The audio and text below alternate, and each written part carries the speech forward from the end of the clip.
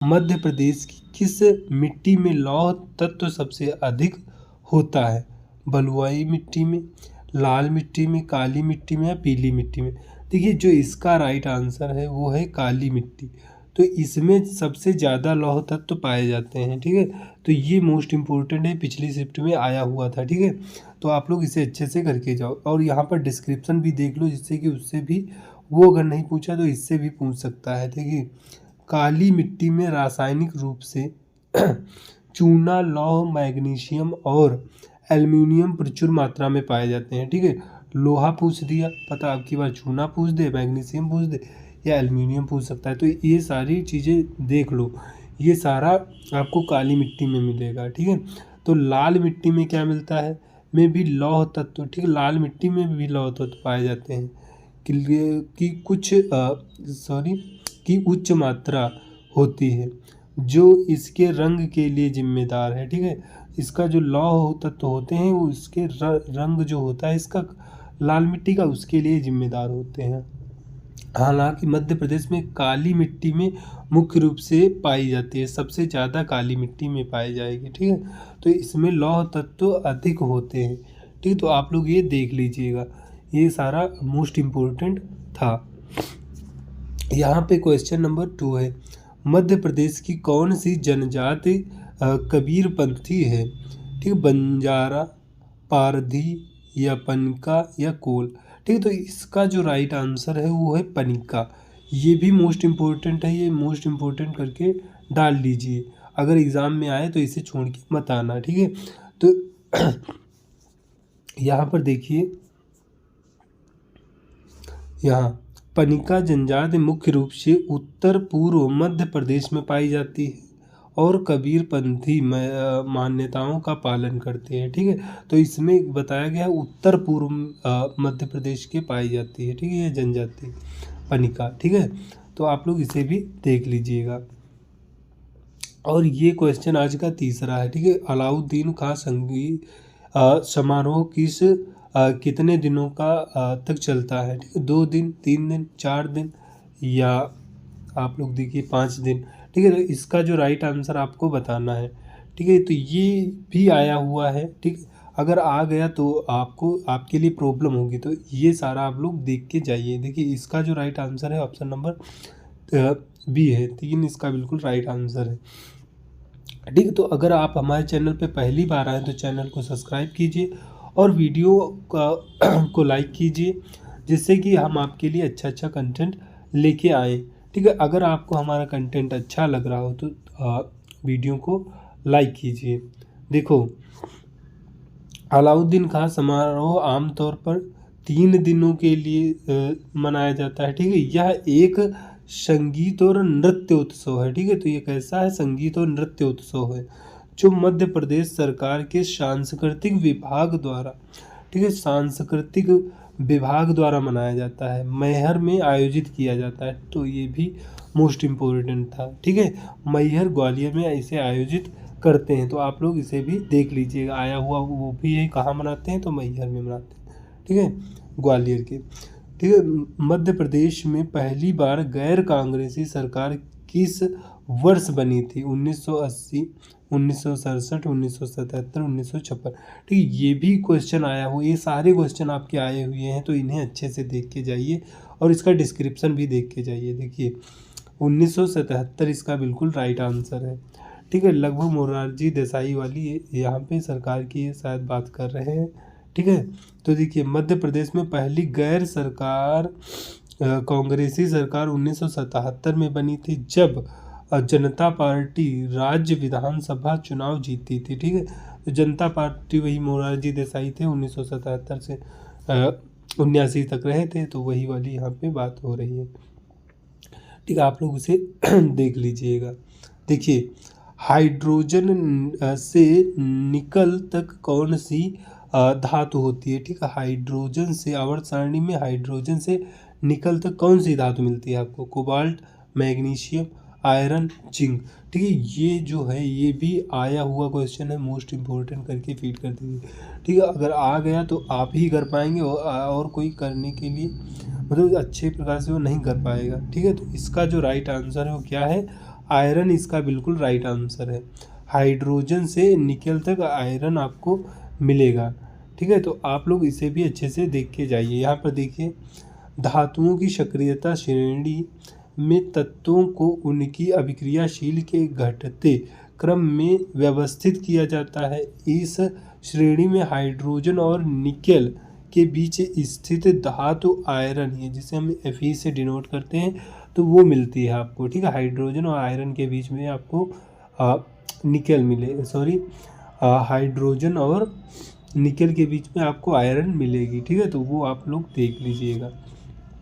इसका आप लोग राइट आंसर बताइए। देखिए, नर्मदा नदी की कौन सी खाड़ी में गिरती है। ठीक है, नर्मदा नदी की, यहाँ पे देखिए, नर्मदा नदी कौन सी खाड़ी में गिरती है, तो आपको बताना है बंगाल की खाड़ी, खंबात की खाड़ी, या काला सागर, या हिंद महासागर। ठीक है, तो आप लोग इसका राइट आंसर बताइए। देखिए, आप सभी लोग जानते हैं कि जो नर्मदा नदी है ये खंबात की खाड़ी में गिरती है, जिसे हम अरब सागर का एक हिस्सा इसे मान सकते हैं। ठीक है, तो उसमें ये गिरती है। यहाँ पे आप लोग देखिए, नर्मदा नदी से बहुत ज़्यादा क्वेश्चन आपको देखने को मिलेंगे, क्योंकि ये वहाँ की नदी मेन नदी है। ठीक है, तो ये आपको ध्यान रखना है। ठीक है, मध्य प्रदेश में अमरकंटक के वही अनूपपुर मैकाल श्रेणी से निकलती है। ठीक है, तो आप लोग ये भी देख लीजिए, ये भी पूछे जा चुके हैं क्वेश्चन, कहाँ से निकलती है। ठीक है, तो इसे भी आप लोग देख लीजिए।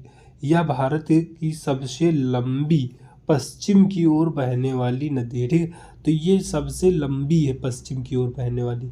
ऐसे तो सबसे लंबी गंगा है, लेकिन ये पश्चिम की ओर बहने वाली सबसे बड़ी है। ठीक है, ऐसा अगर पूछे तो आप लोग इसे ही लगाना। ठीक है, एक दरार घाटी से, ठीक है, यहाँ पर देखिए, एक दरार घाटी से होकर बहती है।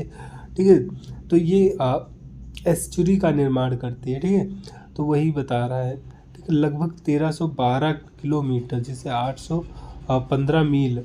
ठीक है, तो ये भी पूछा जा चुका है कितनी बहती है, तो 1312 बहती है। और मध्य प्रदेश में लगभग ये बहती है 1077 बहती है। ठीक है, तो ये भी आप लोग ध्यान दीजिए। ठीक है, ये भी पूछा जा चुका है, ये भी, तो इससे ज़्यादा क्वेश्चन आपको मिले हैं उसमें। ठीक है, तो ये सारे क्वेश्चन इसके देख लीजिए। की यात्रा के बाद यह भरूच गुजरात के पास वही खंबात की खाड़ी में गिर जाती है। ठीक है, जिसे कैम्बे की खाड़ी। ठीक है, अगर ये आपको खंबात की खाड़ी ना देख के कैम्बे की खाड़ी दे दे, तब भी आपका यही राइट आंसर होगा।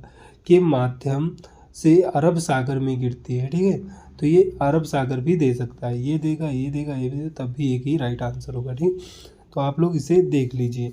और ये सतपुड़ा और विंध्य के बीच में बहती है, ये भी आप लोग ध्यान दीजिए, ये भी पूछा जा चुका है। ठीक है, इसका राइट आप लोग आंसर बताइए। देखिए, निम्न में से किस वर्ष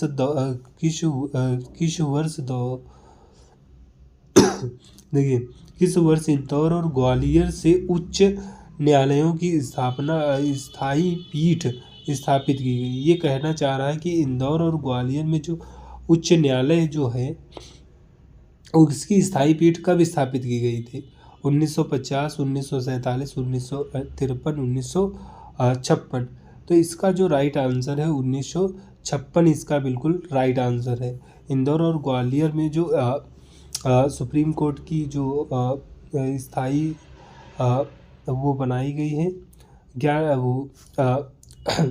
पीठ, वो आपको 1956 में मिलेगी। ठीक है, मध्य प्रदेश के उच्च न्यायालय की पीठ आपको पता है कि जबलपुर में है। ठीक है, मतलब उस मध्य प्रदेश का उच्च न्यायालय कहाँ है, तो जबलपुर में है। ठीक है, लेकिन इसकी जो पीठें हैं वो आपको इंदौर ग्वालियर में मिलेंगी। ठीक है, वो भी 1 नवंबर 1956 में स्थापित की गई थी स्थायी रूप से।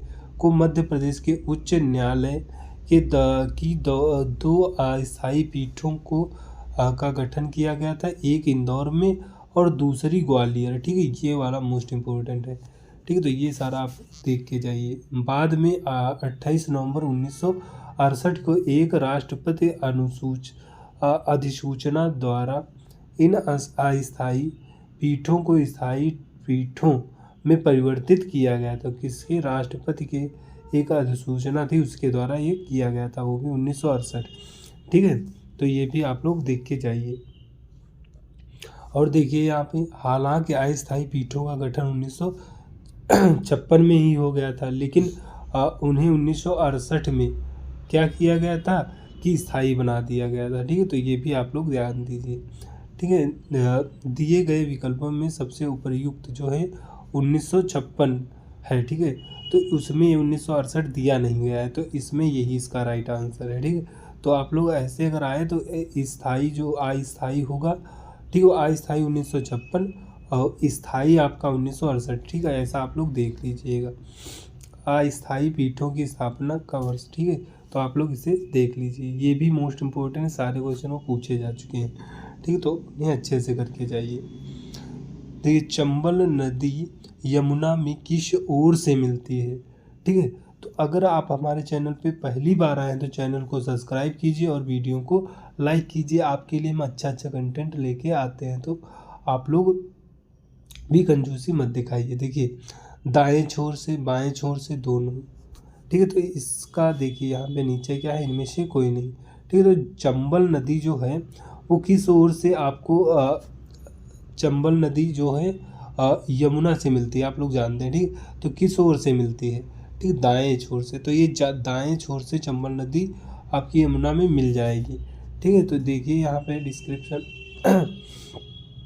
ठीक है, तो देखिए, चंबल नदी मध्य प्रदेश में महू, ठीक है, महू के दक्षिण में विंध्य पर्वतमाला से निकलती है। ठीक है, तो ये भी पूछा जा चुका है, कहाँ से निकलती है, तो महू से निकलती है, दक्षिण। ठीक है, ये वही महू वगैरह आपको ग्वालियर की तरफ मिल जाएगा, वो मालवा के पठार तरफ। ठीक है, तो विंध्य के पर्वत श्रेणी से निकलती है। ठीक है, दक्षिण से यमुना नदी में गिरती है। ठीक है, तो ये चंबल कहाँ से निकलती है, महू से निकलती है, महू इंदौर वगैरह उधर से, मालवा के पठार। ठीक है, आप लोग उसे भी देख लीजिए। देखिए, भारतीय संविधान कब अंगीकृत किया गया था। ठीक है, तो इसमें 2 क्वेश्चन पूछे जाते हैं, अभी आपको बता रहे थे। 26 जनवरी 1949, 26 जनवरी 1949।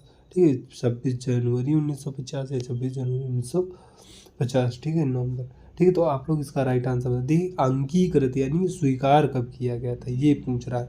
तो अंगीकृत तो आपका 26 नवंबर 1949 को ही कर लिया गया था, लेकिन अगर यहीं पर लागू की बात कर दे तो आपका आंसर बदल जाएगा, 26 जनवरी 1950 हो जाएगा अगर लागू, सॉरी 26 जनवरी 1950 हो जाएगा अगर लागू की बात कर दी तो। ठीक है, तो आप लोग ये भी देख लीजिए। यहाँ पर देखिए, भारतीय संविधान 26 नवंबर 1949 को संविधान सभा द्वारा अंगीकृत यानी एडोप्टेड जिसे कहते हैं, स्वीकार किया गया था। ठीक है, तो इस दिन को भारत में संविधान दिवस, ठीक है, अगर पूछ दे संविधान दिवस हम कब मनाते हैं तो इसी दिन 26 नवंबर को मनाते हैं। ठीक है, राष्ट्रीय कानून दिवस भी इसी को कहते हैं। ठीक है, तो ये सब आप लोग ध्यान में रखिए, कभी ये ना दे के ये पूछते कि राष्ट्रीय कानून दिवस कब मनाते हैं, तो 26 नवंबर को ही मनाएंगे। ठीक है, हालांकि संपूर्ण संविधान 26 जनवरी 1950 को लागू, अगर लागू की बात कर दे तो 26 जनवरी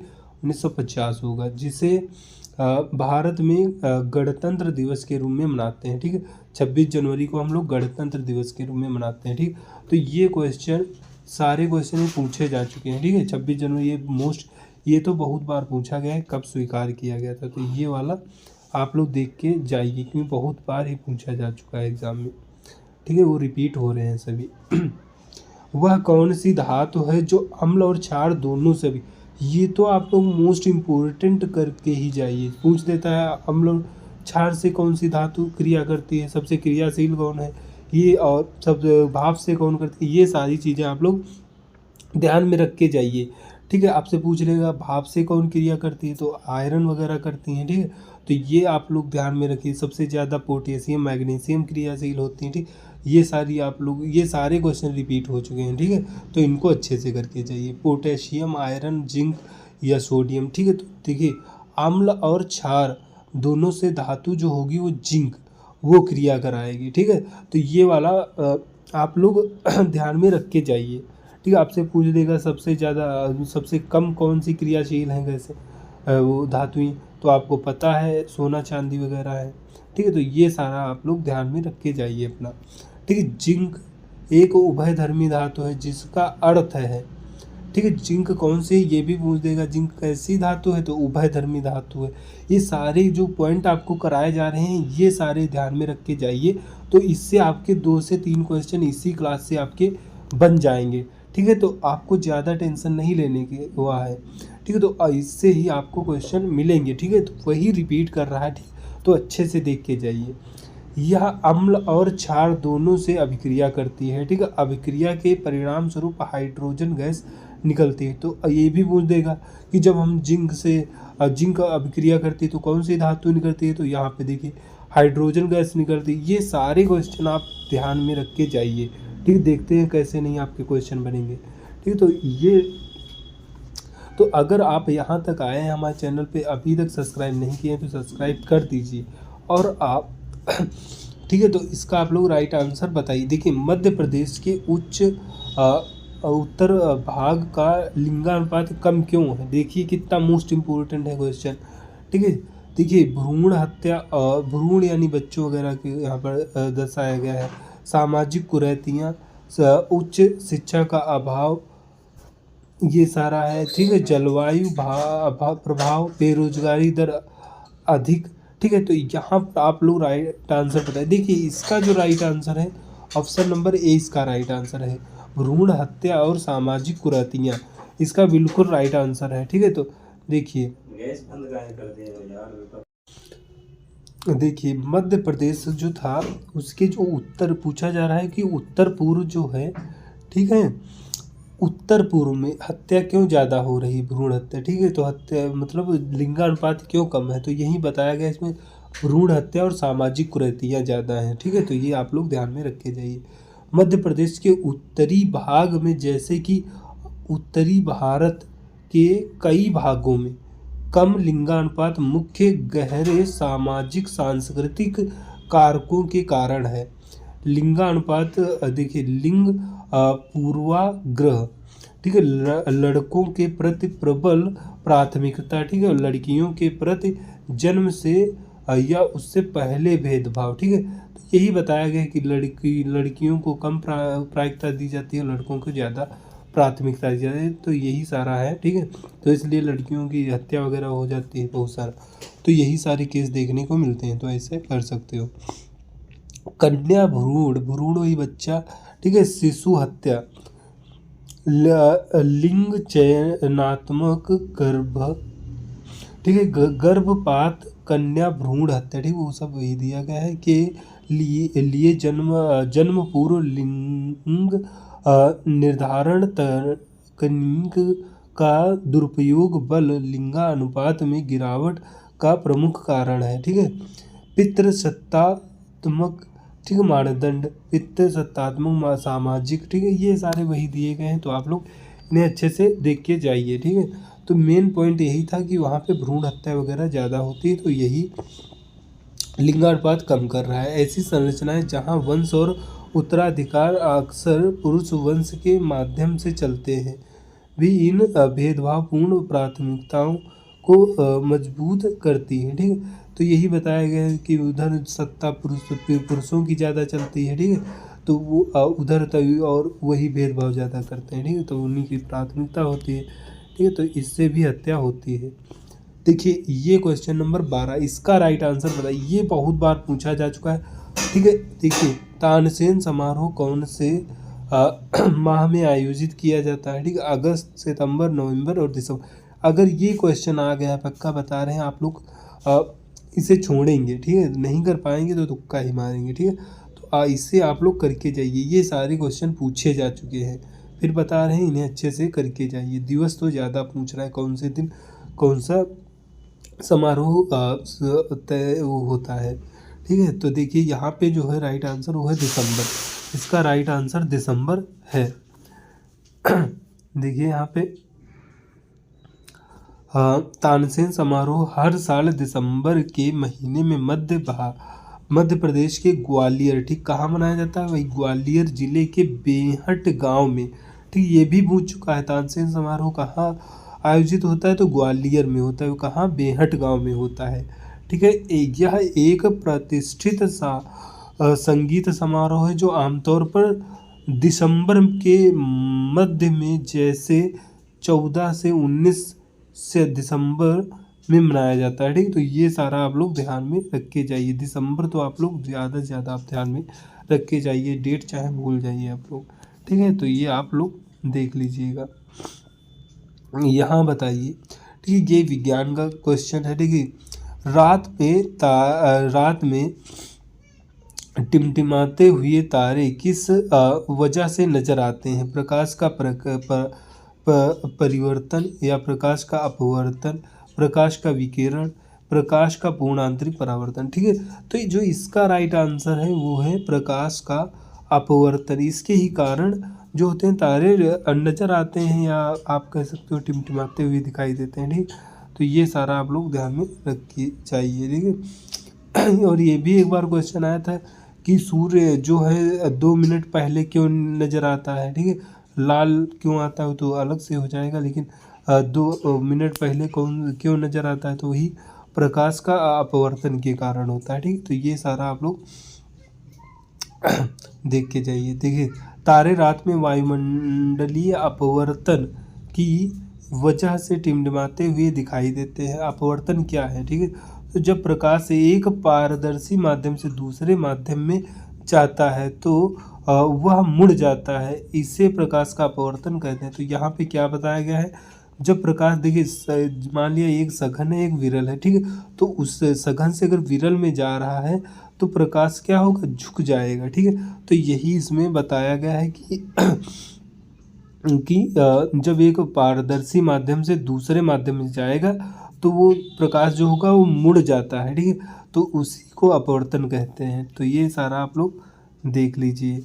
यहाँ पे देखिए, वायुमंडलीय प्रभाव, पृथ्वी के वायुमंडल में हवा की विभिन्न परतें होती हैं। ठीक, तो वही बताया गया कि पृथ्वी के वायुमंडल में विभिन्न परतें होती हैं, तो जब प्रकाश आएगा सघन से विरल, विरल से सघन, तो ये सारा अपवर्तन से ही होके आता है। ठीक है, जिसका तापमान, घनत्व अलग अलग होता है। इन बदली परतों के कारण प्रकाश की किरणें बार बार मुड़ती हैं। ठीक है, तो इससे बार बार प्रकाश की किरणें मुड़ जाती हैं। टिमटिमाना, ठीक है, इस निरंतर अपवर्तन के कारण तारे से आने वाले प्रकाश की मात्रा जो हमारी आंखों तक पहुंचती है, ठीक है, वह लगातार बदलती रहती है। कभी प्रकाश अधिक आता है तो तारा चमकीला दिखाई देता है, और कभी कम आता है तो धुंधला दिखाई देगा। ठीक है, तो इसी प्रभाव को हम टिमटिमाना कहते हैं। तो ये आप लोग देख लीजिएगा, ये मोस्ट इम्पोर्टेंट था ऊपर वाला। ठीक है, तो वो सारी क्रियाएं आपसे पूछता है कि कौन सी क्रिया किससे होती है। ठीक है, तो वो सारा आप लोग पढ़ लीजिएगा। देखिए, केन नदी का उद्गम कहाँ से होता है, आप लोग बताइए।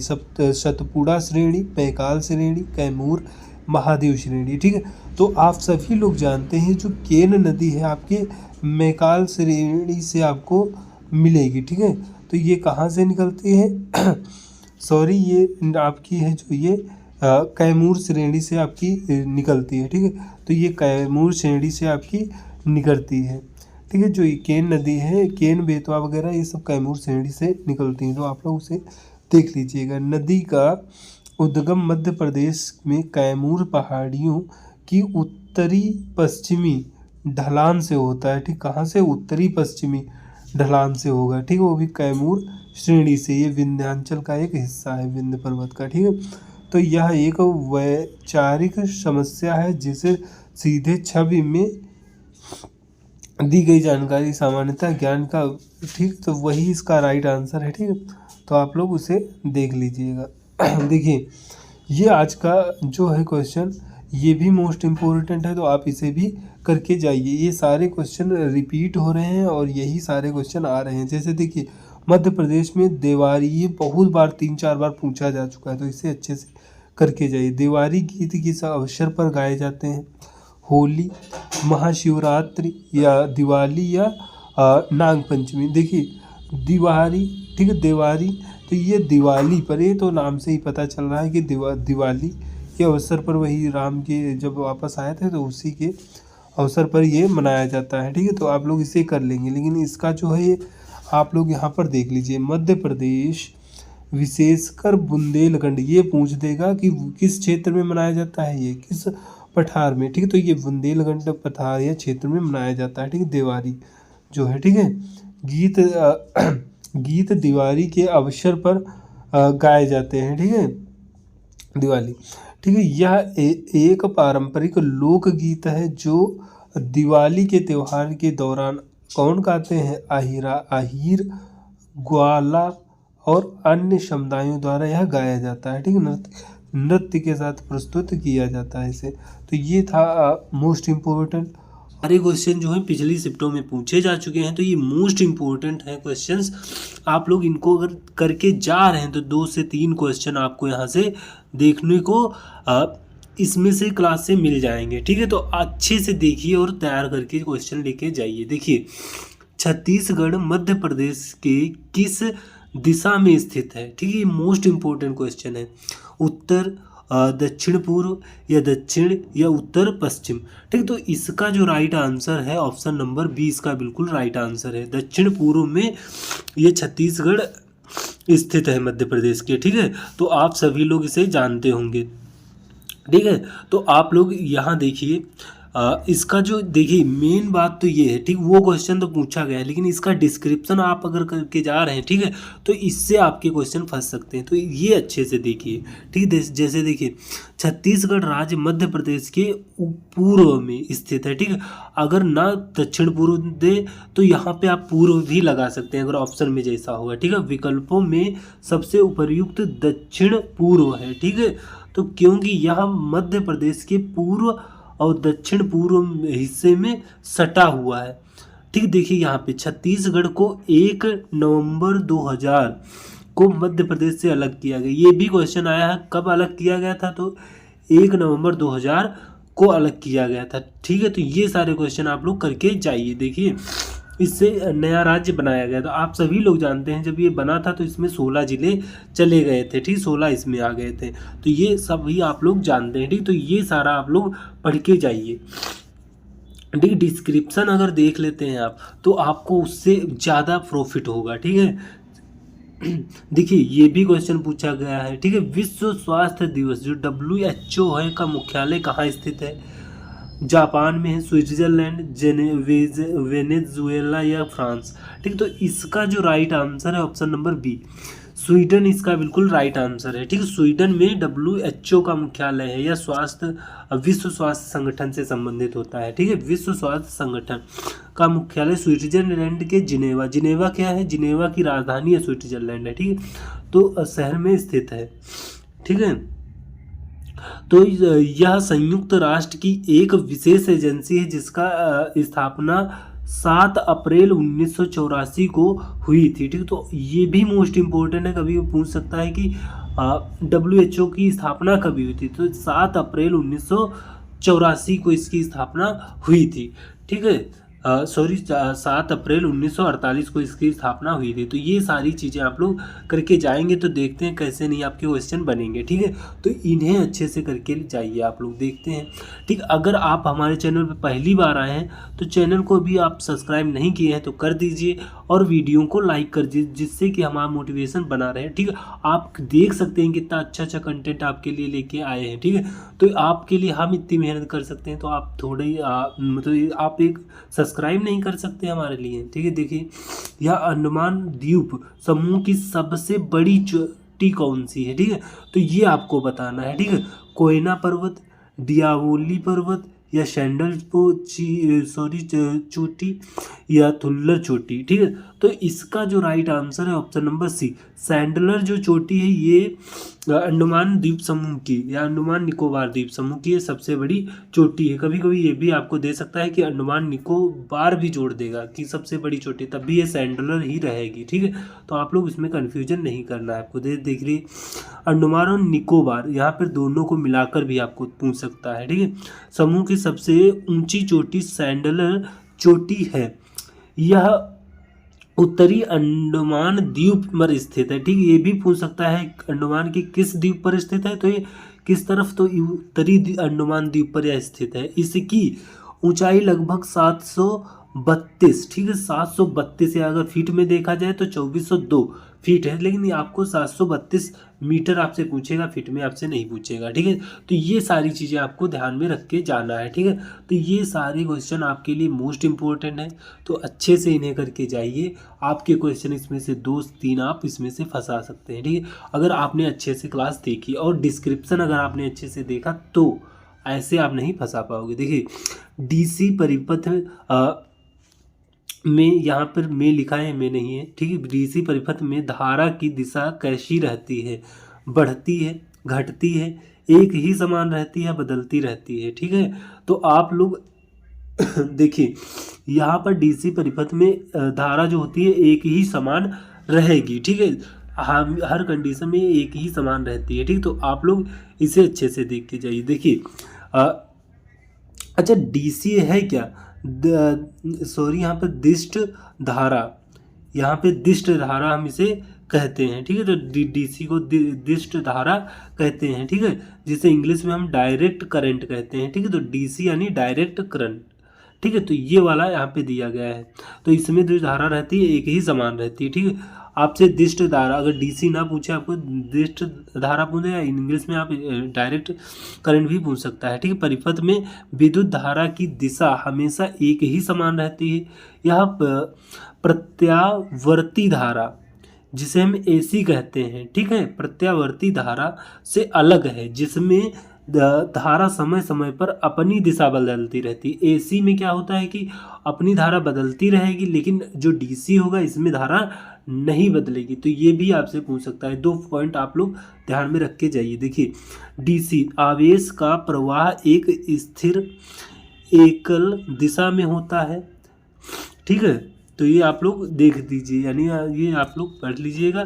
ठीक है, तो आप लोग इतना ध्यान में रखे जाइए। लेकिन अब देखिए प्रत्यक्ष धारा प्रत्यावर्ती धारा देखिए, यानी जिसे हम एसी कहते हैं, धारा की दिशा नियमित रूप से आगे पीछे होती रहती है, यानी इसमें बदलती रहती है लेकिन उसमें नहीं बदलेगी एसी। तो आप लोग ये ध्यान में रख के जाइए। ठीक है, जिससे कि आप अगर वो नहीं पूछा तो वो वाला पूछ सकता था। ठीक है, तो आप लोग इसका डिस्क्रिप्शन जो होगा उसे भी आप लोग अच्छे से देख के जाइए। ठीक है, अगर आपने हमारे चैनल को नहीं सब्सक्राइब किया है अभी तक तो कर लीजिए। ठीक है, किस नदी पर सर्वाधिक बांध है? सोन नदी पर, चंबल या कावेरी या नर्मदा? ये सारे मोस्ट इंपॉर्टेंट हैं क्योंकि पिछले शिफ्टों में पूछे जा चुके हैं, तो ये फिर से रिपीट कर सकता है। अगर नहीं रिपीट किया तो उससे थोड़ा हटके पूछ सकता है, तो इसे अच्छे से देख के ये सब चाहिए आप लोग।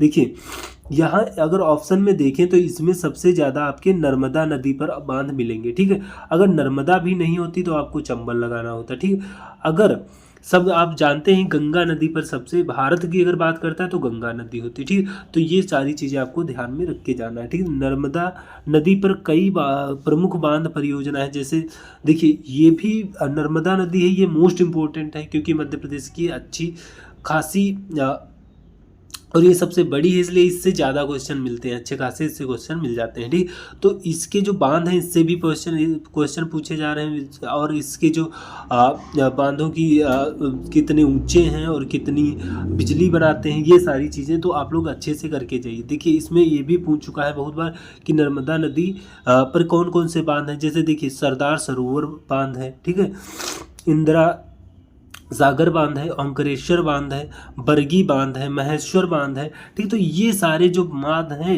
ओंकारेश्वर भी पूछ चुका, बरगी भी पूछ चुका, तो ये इंदिरा सागर भी पूछ चुका है। तो ये सारी चीज़ें आप लोग करके जाइए। ठीक है, तो ये सारी चीज़ें आप लोग देख लीजिएगा। ठीक है, तो ये सारे क्वेश्चन आपके लिए मोस्ट इंपॉर्टेंट है, अभी हम बता रहे हैं, तो इन्हें अच्छे से करके जाइए और लास्ट तक आप देखेंगे तो आपको मज़ा ही आ जाएगा क्लास में। देख 2 से 3 क्वेश्चन आप इसमें से बना के जा सकते हैं अगर आप एक क्लास लेते हैं। ठीक है, अगर आप अगर पहली बार आए तो हमारी पिछली भी क्लास आप देख सकते हैं। ठीक है, तो उससे भी आपके क्वेश्चन बन सकते हैं। ठीक है, इंदौर धार, ठीक है, ये क्या था? बाघ प्रिंट मध्य प्रदेश की किस राज्य में प्रचलित है? जो बाघ प्रिंट है इससे बहुत सारे क्वेश्चन बनते हैं। ठीक है, तो ये कौन से जिले में प्रचलित है? देखिए इंदौर में, धार में, या भोपाल या नर्मदापुरम। ठीक, तो देखिए इसका जो राइट आंसर है वो है आपका धार। धार में जो ये बाघ प्रिंट है ये ज़्यादा प्रचलित है, ठीक है।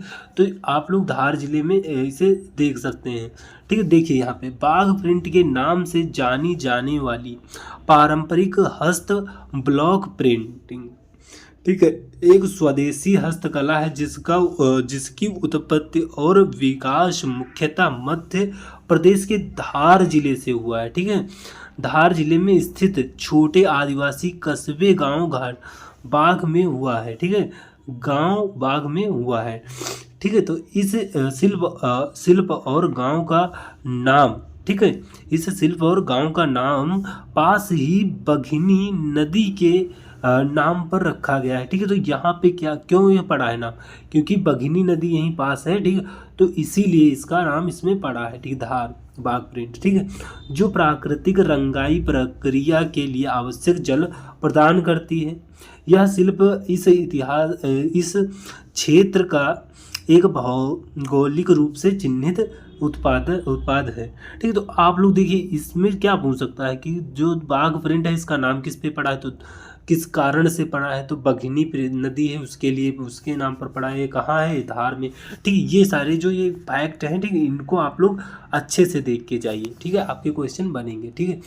इंद्रधनुष में सबसे ऊपरी रंग कौन सा होता है, ठीक है। इंद्रधनुष वाला प्रिज्म से जो रंग गुजारे जाते हैं इससे ज़्यादा क्वेश्चन आपको मिलेंगे, ठीक है। किसकी तरंग दैर्घ्य ज़्यादा है, किसकी कम है, ये सारे क्वेश्चन आपको बहुत ज़्यादा मिलते हैं, ठीक है। तो इन्हें अच्छे से करके जाइए, ठीक है, ठीक है। बैंगनी, लाल, सबसे ऊपर इंद्रधनुष में कौन सा रंग होता है, गुलाबी, पीला, ठीक है। तो इसमें जो आपका राइट आंसर है, देखिए इसमें क्या होता है कि लाल सबसे ऊपर होता है। इसकी तरंग दैर्घ्य अगर पूछ दे लाल रंग की तो सबसे ज़्यादा होगी, सबसे कम किसकी होगी, बैंगनी रंग की, ठीक है। सबसे निचला रंग पूछ दे, सबसे नीचे इंद्रधनुष में किसका रंग कौन होता है, तो बैंगनी होता है, ठीक है। ये सारे फैक्ट आप लोग अच्छे से करके जाइए, ठीक है। तो यहाँ पर आप लोग देखिए प्राथमिक इंद्रधनुष, ठीक है, ये भी पूछ चुका है। प्राथमिक रंग इंद्रधनुष है, ये किसके कारण बनता है, या जो द्वितीयक इंद्रधनुष है ये इसका जो रंग होता है फीका क्यों दिखता है। ये सारे क्वेश्चन आप लोग अच्छे से करके जाइए, ठीक है। ये सारे क्वेश्चन एमपी पुलिस में पूछे जा चुके हैं, तो आप लोग अच्छे से करके जाइए, ठीक है। रंगों का क्रम हमेशा एक ही होता है, ठीक है। लाल, नारंगी, पीला, हरा, नीला और आसमानी और बैंगनी, ठीक है। ये 7 रंग जो आपके पास ये दिए गए हैं यही आपको इंद्रधनुष में 7 रंग मिलेंगे, ठीक है। तो इनका क्रम पूछ सकता है कि कैसे कौन है, कौन ऊपर आएगा कौन नीचे आएगा, ठीक है। तो ये देखिए यहाँ पे ये जो 7 रंग दिए हैं, ठीक है, देखिए यहाँ पे इसका जो होगा लाल रंग का तरंग दैर्घ्य सबसे ज़्यादा होगा, ठीक है, और बैंगनी का सबसे कम तरंग दैर्घ्य होगा, यही अपोजिट कर दो। लाल बैंगनी रंग का जो होगा, ठीक है, तरंग दैर्घ्य सबसे कम होगा, ठीक है, यही अपोजिट आपको करना है। जैसे लाल रंग अगर दे दे, ठीक है, तो आपसे पूछे कि जब हम प्रिज्म से गुजारते हैं इसे तो सबसे ज़्यादा क्या कहते हैं वो, सॉरी इससे, ठीक है, यही आपको करना है। ये आपको क्रम दिए गए हैं, थोड़ा निकल गया दिमाग से, लेकिन आपसे ये वाले फैक्ट पूछता है, लेकिन अभी हमने पीछे नाम लिया था लेकिन थोड़ा निकल गया, ठीक, तो आएगा याद तो हम लोग उस पर डिस्कस करेंगे। बट देखिए यहाँ पे लाल रंग की तरंग दैर्घ्य सबसे लंबी होती है, यही बताया गया, ठीक है। लाल रंग की तरंग दैर्घ्य जो होती है वो सबसे लंबी होती है, ठीक है, जिसके कारण यह सबसे कम मुड़ता है और इंद्रधनुष के सबसे ऊपरी या बाहरी किनारे पर दिखाई देता है। बैंगनी रंग, इसकी तरंग दैर्घ्य सबसे छोटी होती है, ठीक है, तो इसकी तरंग दैर्घ्य सबसे छोटी होती है। और ये भी क्वेश्चन आया है कि हम लोग रेड लाइट यूज करते हैं इसमें लाल रंग ही क्यों यूज करते हैं, क्योंकि इसकी तरंग दैर्घ्य सबसे ज़्यादा होती है, ठीक।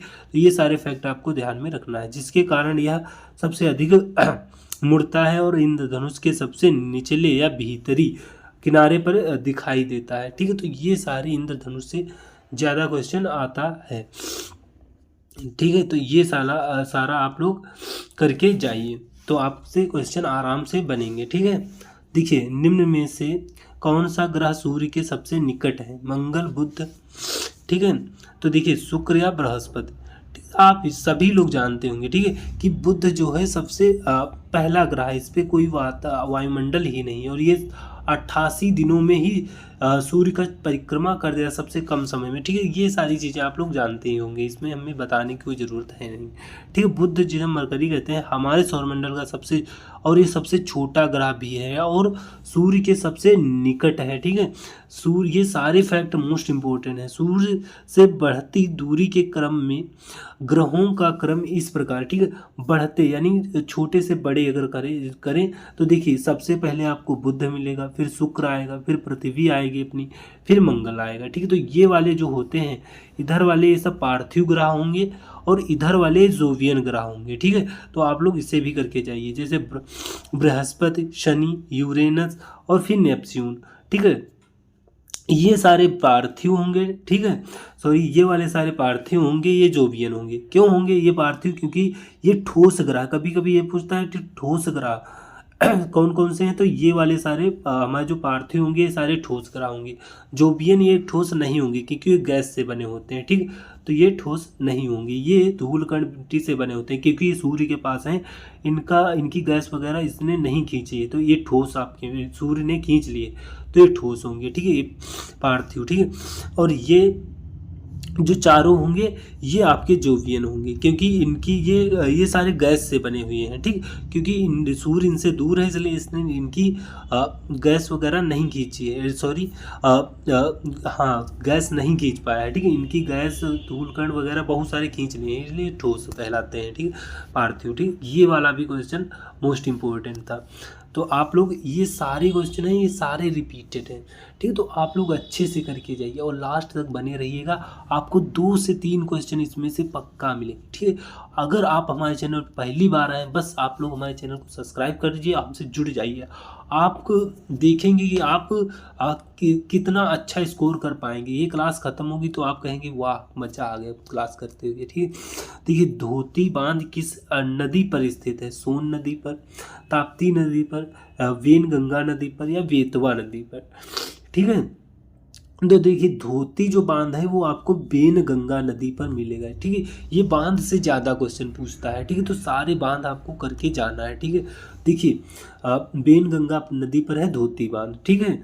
धोती डैम मध्य कहाँ है ये? महाराष्ट्र राज्य के भंडारा जिले में वेनगंगा नदी पर स्थित है, ठीक। तो ये वाला सारा आप लोग को करके जाना है, ठीक है।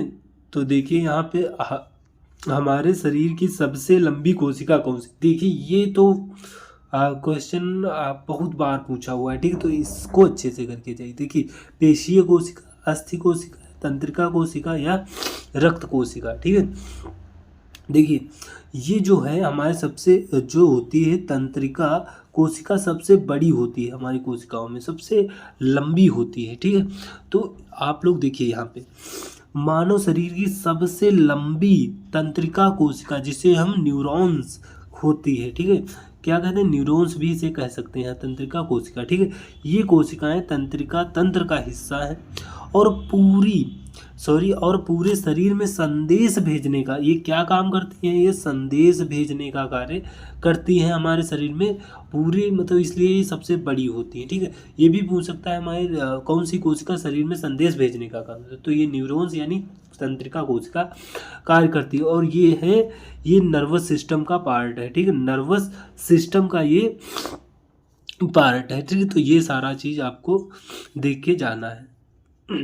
देखिए क्वेश्चन नंबर 11, ठीक। क्वेश्चन नंबर 11, मटर का पानी पीने से कौन सी बीमारी ठीक होती है? कैंसर, शुगर या ब्लड प्रेशर या बुखार, ठीक। तो देखिए सॉरी यहाँ मटर नहीं था, मटके था, ठीक है। मटका जो हम मटका यूज करते हैं ना, उसका अगर हम पानी पियेंगे तो कौन सी बीमारी दूर होगी, ठीक। तो ब्लड प्रेशर जो होगा ये दूर हो जाता है अगर आप मटके से पानी पीते हैं। अगर आपको ब्लड प्रेशर आ रहा है तो ये अगर पानी पियोगे तो आपका ठीक हो जाएगा, ठीक है। ये सारे क्वेश्चन रिपीटेड है। मटर का पानी पीना स्वास्थ्य के लिए फायदेमंद होता है क्योंकि यह ब्लड प्रेशर जो होता है, ठीक है, को नियंत्रित करने में मदद कर सकता है। यह शरीर को आवश्यक पोषक तत्व और खनिज प्रदान करता है जिससे संपूर्ण स्वास्थ्य बेहतर होता है, ठीक है। तो ये सारा चीज़ आप लोग देख लीजिएगा। देखिए यहाँ पे ये भी मोस्ट इम्पोर्टेंट क्वेश्चन डाल के आप लोग फीड कर लीजिए। देखिए क्या कह रहा है, गुप्त वंश के किस शासक को विक्रमादित्य कहा जाता है। ठीक, तो ये तो आप लोग जानते होंगे, समुद्रगुप्त, चंद्रगुप्त द्वितीय, कुमारगुप्त या रामगुप्त। ठीक है, तो आप जानते हैं। ठीक है, तो ये जो है उसे हम चंद्रगुप्त द्वितीय को विक्रमादित्य कहते हैं। आपने विक्रम बेताल में इसे देखा होगा, बचपन में हम लोग देखते थे ना। ठीक है, तो देखिए यहाँ पे चंद्रगुप्त द्वितीय, ठीक है, विक्रमादित्य से हम कह सकते हैं। ठीक है, इन्होंने उपाधि ले ली थी। ठीक है, जिन्हें विक्रमादित्य की उपाधि से भी जाना जाता है। गुप्त साम्राज्य के एक महान सम्राट थे। उन्होंने कब से कब तक 380 से 415 तक शासन किया है। ठीक है, तो ये भी पूछता है कि चंद्रगुप्त द्वितीय थे जो विक्रमादित्य थे, उन्होंने शासन कब से कब तक किया है, तो 380 से 415 तक शासन किया है। ठीक है, शासन किया है। उन्होंने उनके काल को अक्सर भारत का क्या कहते हैं, स्वर्णिम युग कहा जाता है, क्योंकि इस दौरान कला, साहित्य और विज्ञान अपने चरम पर था। ठीक है, तो ये क्या कहते हैं, ये भी पूछ चुका है, स्वर्ण युग किस काल को कहते हैं, मतलब किस राजा के काल को। ठीक, तो इनके ही चंद्रगुप्त द्वितीय के काल को कहते हैं। ठीक, तो ये सारे फैक्ट आप लोग देख कर जाइए। ठीक है, उन्होंने शकों को हराकर अपने साम्राज्य का विस्तार किया। इस विजय की स्मृति में सकारी और विक्रमादित्य की उपाधियां धारण की। उन्होंने सकारी क्यों लिया, क्योंकि इन्होंने शकों का अंत किया था। ठीक है, और विक्रमादित्य भी उपाधि इसी दौरान ली थी। ठीक, तो ये सारी चीज़ें आप लोगों को ध्यान में रखना है। ठीक है, ये मोस्ट इंपॉर्टेंट है। सकारी क्यों नहीं कहते हैं, क्योंकि इन्होंने शकों का अंत किया था। ठीक है, चंद्रगुप्त द्वितीय ने उज्जैन को अपनी, क्योंकि ये मध्य प्रदेश के उज्जैन में शासन करते थे, ये मोस्ट इंपॉर्टेंट है। ठीक, आप लोग इनके मतलब एक एक पॉइंट देख के जाइए। अपनी दूसरी राजधानी बनाया। ठीक है, उज्जैन को इन्होंने अपनी दूसरी राजधानी बनाया था। ठीक है, प्रसिद्ध कवि कालिदास, ये भी पूछ चुका है कि कालिदास किसके कवि दरबारी थे, तो ये कौन थे, कालिदास इन्हीं के, चंद्रगुप्त द्वितीय थे, इन्हीं के दरबार में एक साहित्यकार थे। ठीक है, तो ये सारे इन्होंने भी जैसे अकबर ने नवरत्न बनाए थे, उन्होंने भी नवरत्न बनाया था। ठीक है, नवरत्न विद्वान। ठीक है, तो ये सारी चीज़ें आपको ध्यान में रखना है कि एक सभा उनके दरबार में शामिल थी, नवरत्न में से ही कालिदास थे।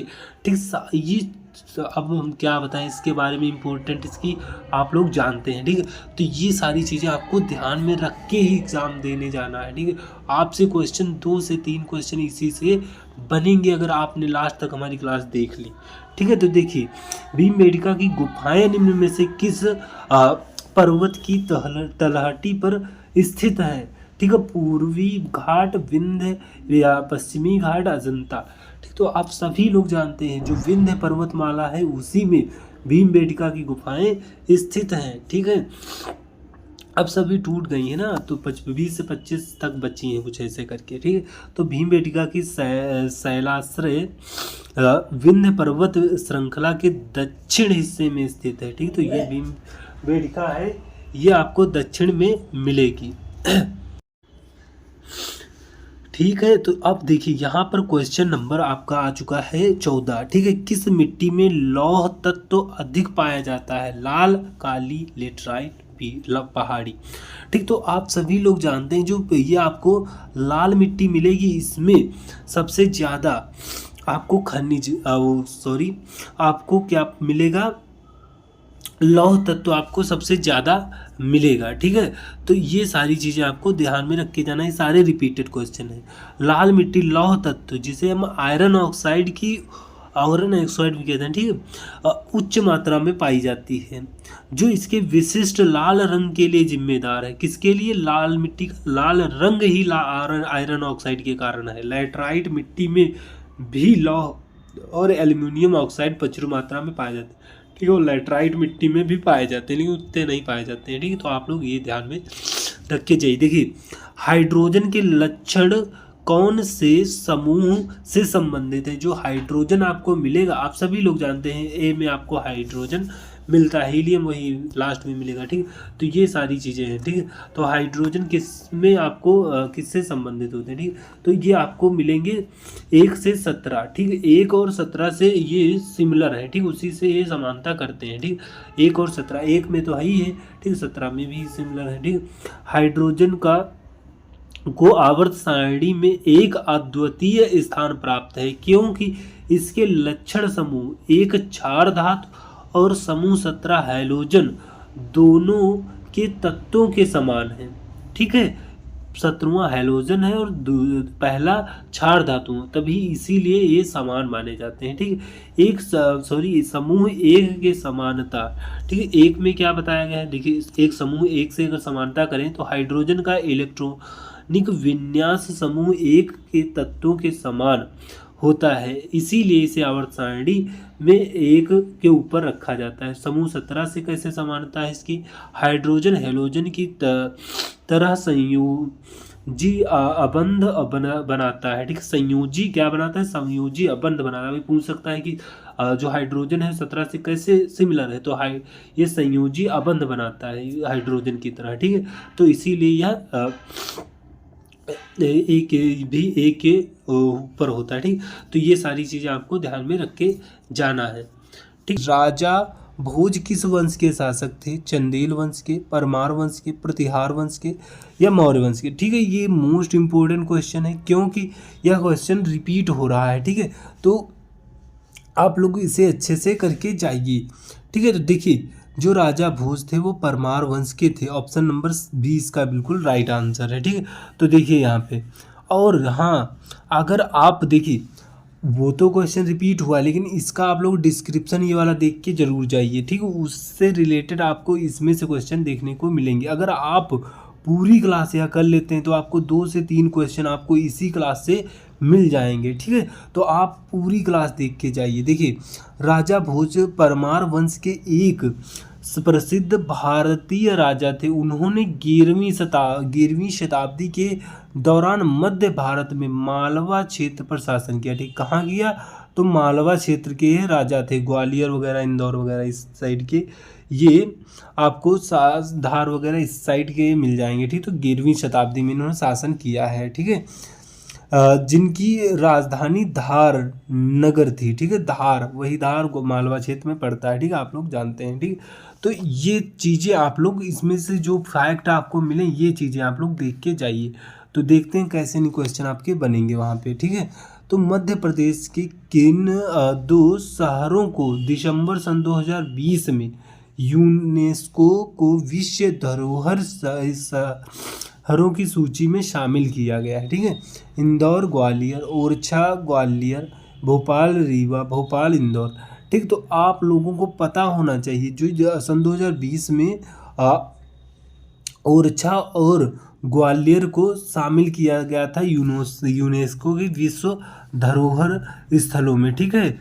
तो आप लोग यहाँ देखिए दिसंबर सन 2020 में मध्य प्रदेश के 2 ऐतिहासिक शहर ओरछा ग्वालियर यूनेस्को की शहरी लैंडस्केप सिटी प्रोग्राम, ठीक है, के तहत विश्व धरोहर शहरों की अस्थायी सूची में शामिल किए गए थे। तो किसमें, अस्थायी में लोग शामिल किए गए थे ये शहर, ठीक है।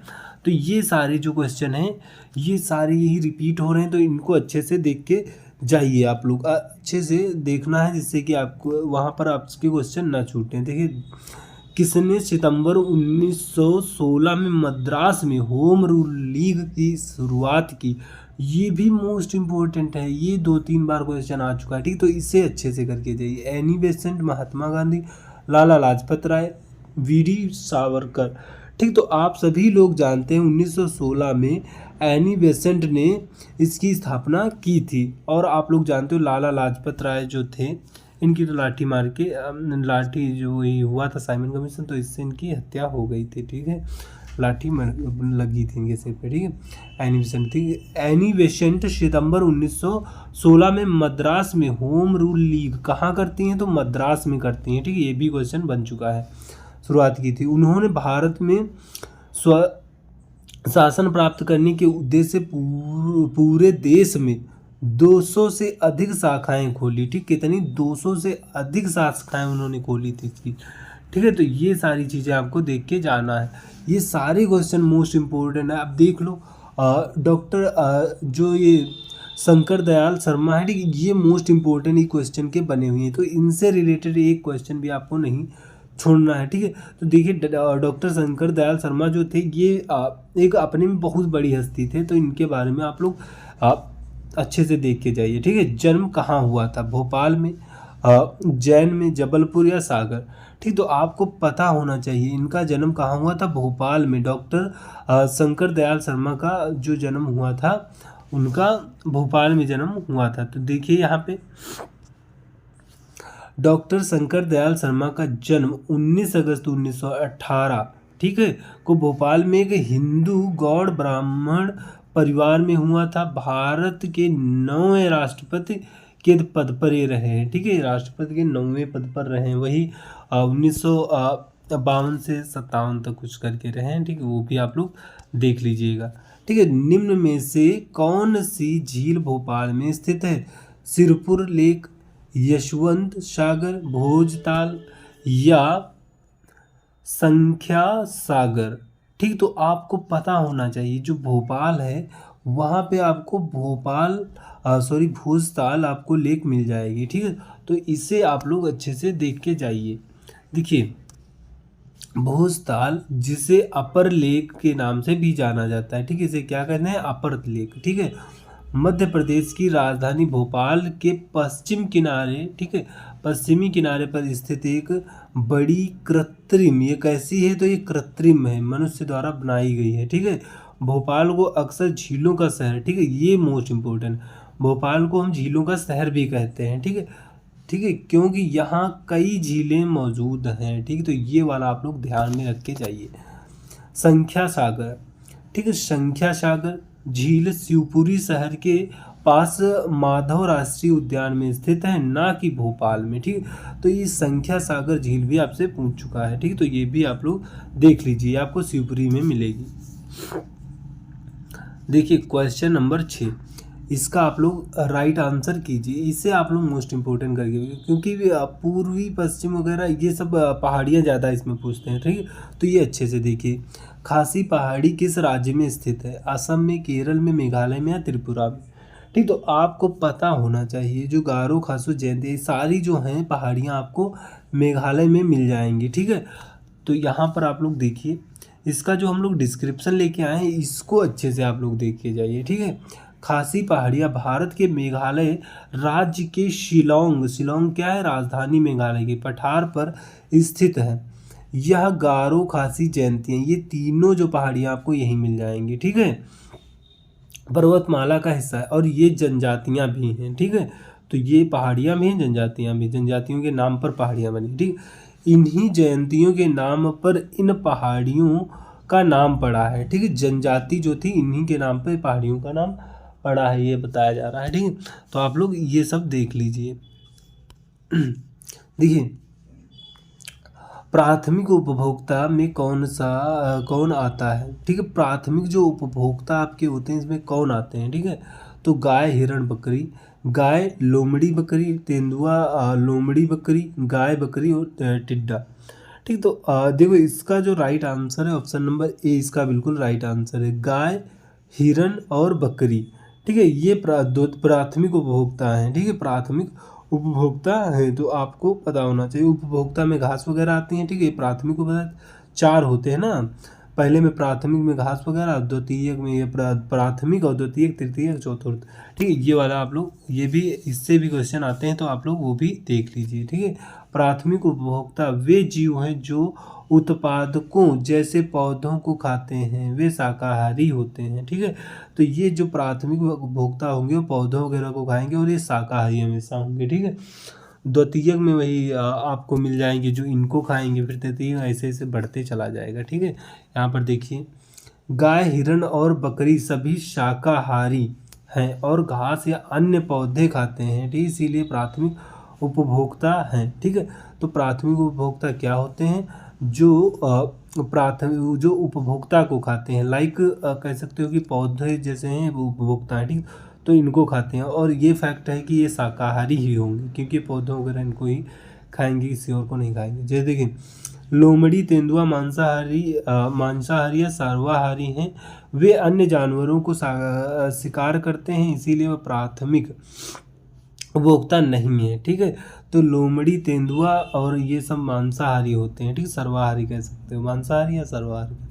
ठीक, तो इसलिए प्राथमिक उपभोक्ता में नहीं आते हैं। टिड्डा भी एक प्राथमिक उपभोक्ता है, क्योंकि वह टिड्डा क्या है, प्राथमिक उपभोक्ता है, क्योंकि यह भी घास वगैरह खाता है, ज़्यादा और कुछ नहीं खाएगा वो। ठीक, तो ये टिड्डा भी पूछ देखता है कौन सा है, तो ये प्राथमिक उपभोक्ता है। ठीक, आप लोग देख लीजिए। नर्मदा नदी किस पर्वत श्रृंखलाओं के बीच स्थित है? सतपुड़ा, विंध्य, हिमालय, अरावली, नीलगिरी और विंध्य, सतपुड़ा, अरावली। देखिए ये जो नर्मदा नदी है, इससे तो आपके क्वेश्चन एक तो आपको मिलेगा ही एग्जाम में। ठीक है, तो इससे अच्छे से पूरे फैक्ट नर्मदा नदी के देख के जाइए। कभी पूछ देता है कि नर्मदा नदी किन दो पर्वतमालाओं के बीच बह रही है, तो ये आपको सतपुड़ा और विंध्य के बीच में मिलेगी। ठीक है, पूछ देता है कि ये नर्मदा नदी कहाँ गिरती है, तो ये खंबात की खाड़ी में गिरती जाके। ठीक है, तो ये सारी चीज़ें आप लोग इससे रिलेटेड हर एक चीज़ याद रखिए। पूछ देता है कि इसकी लंबाई कितनी लगभग है, तो 1312 कुछ करके है। ठीक है, ये आपको मध्य प्रदेश में कितनी बहती है, तो लगभग 1077। तो ये सारी चीज़ें आपको, इसकी जो सहायक नदियाँ क्या हैं, ये वाली सभी चीज़ें, तो ये सारी चीज़ें आप लोगों को देख के जानी है। ठीक है, नर्मदा नदी से आपको एक क्वेश्चन तो मिलेगा ही मिलेगा। ठीक है, नर्मदा नदी मध्य भारत में विंध्य सतपुड़ा, ठीक है, विंध्य और सतपुड़ा के बीच में ये बहती है। ठीक है, पर्वत श्रृंखलाओं के बीच पूर्व से पश्चिम की ओर। ठीक है, ये भी पूछ सकता है कि किस तरफ से, तो पूर्व से पश्चिम की ओर। ये वाली नदी ऐसी है जो पूर्व से पश्चिम की ओर बहती है। ठीक है, दो पर्वतमालाओं के बीच की नदी भी कहा जाता है। ठीक है, ये भी देख लीजिए, दो पर्वतों के बीच की नदी भी कह सकते हैं इसे। ठीक है, देखिए पंडित रविशंकर ने किससे विवाह किया था? ये भी रविशंकर हैं, इनसे भी ज़्यादा क्वेश्चन आते हैं। ठीक है, तो इनको भी आप अच्छे से पढ़ के जाइए। ठीक है, नसीमा, अन्नपूर्णा, हसीना या नजमा। ठीक, तो आपको पता होना चाहिए ये अन्नपूर्णा जो थी उनसे इन्होंने विवाह किया था, पंडित रविशंकर ने। ठीक है, तो आप लोग यहाँ देखिए, पंडित रविशंकर ने 1941 में संगीतकार अलाउद्दीन खां की बेटी अन्नपूर्णा देवी से शादी की थी। ठीक, तो किसकी बेटी थी? अलाउद्दीन खां की। ठीक है, देखिए क्वेश्चन नंबर 10, ये भी मोस्ट इम्पोर्टेंट है। ठीक है, तो ये भी मोस्ट इम्पोर्टेंट। देखिए यहाँ पे मोहर लवड़ किस प्रकार का लवड़ है? ठीक, तो मोहर लवड़ किस प्रकार का लवड़ है? क्षारीय है, अम्लीय है, द्विक लवड़ है या उभयधर्मी है? ठीक, तो देखिए ये द्विक लवड़ कहलाता है। ठीक है, मोहर लवड़ जो होता है वो द्विक लवड़ होता है। ठीक है, यहाँ पर देखिए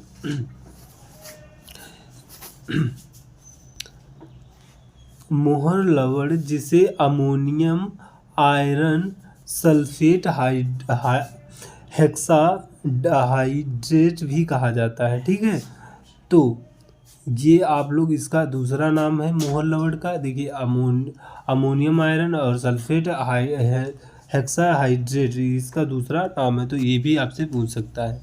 ठीक, तो ये सारी चीज़ें आपको देख के जानी है।